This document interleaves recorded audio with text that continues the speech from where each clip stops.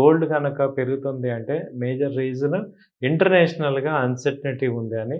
అలాంటి అన్‌సర్టెనిటీని క్రియేట్ చేసే last 6 months నుంచి కూడా మొత్తం వరల్డ్ మొత్తం అన్‌సర్టెనిటీ క్రియేట్ చేసే ఒకే ఒక మనిషి అమెరికా అధ్యక్షుడు డొనాల్డ్ ట్రంప్ గారు.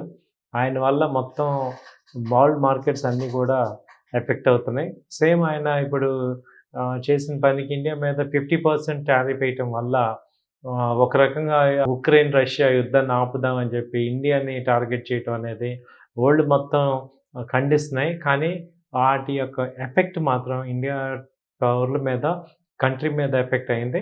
సో, అసలు చూద్దాం గోల్డ్ అసలు ఎలా లాస్ట్ 10 డేస్‌లో ఎలా అయింది? ఇప్పుడు ఎంత రేట్ ఉందనేది. ఇప్పుడు ప్రెజెంట్ గోల్డ్ వచ్చి 24 క్యారెట్స్ వచ్చి ఇప్పుడు 10,500 ఉంది. 10 గ్రామ్స్ రేటు. మనం చూసుకుంటూ 1,05,000 గోల్డ్ రేట్ ఎళ్ళిపోయింది. అలాగే 22 క్యారెట్స్ 10 గ్రామ్స్ వచ్చి 96,000 దాకా అయిపోయింది. ఇప్పుడు ఆగస్ట్ 21 వచ్చి లాస్ట్ చూసుకుంటే 24 క్యారెట్స్ వచ్చి 1,75,000 దాకా వచ్చింది. ఆ తర్వాత ఆగస్ట్ 22 తగ్గినాయి.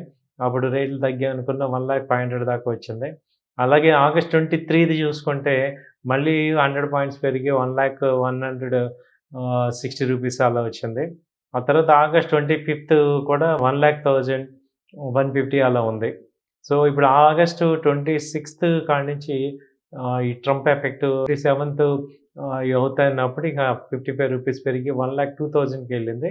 ఆగస్ట్ 27థ్ నాడు చూసుకుంటే 1,02,050 రూపీస్‌కెళ్ళింది. ఇప్పుడు ఆగస్ట్ 28 తీసుకుంటే 1,02,600. ఆగస్ట్ 29 1,03,030. ఇప్పుడు ఆగస్ట్ 30 నాడు ఏమైంది 1,04,950 అయిపోయింది. ఆల్మోస్ట్ 1,05,000కి వెళ్ళిపోయింది.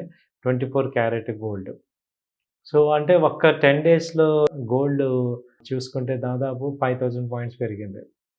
సో, ఇది ఇంటర్నేషనల్‌గా మార్కెట్‌లు చూసుకుంటే మనకి ఇది 3,200 3,300 డాలర్స్ ఉండే ఔన్స్‌కి గోల్డ్ ఇంటర్నేషనల్ మార్కెట్‌లో 3,300 ఉండేది.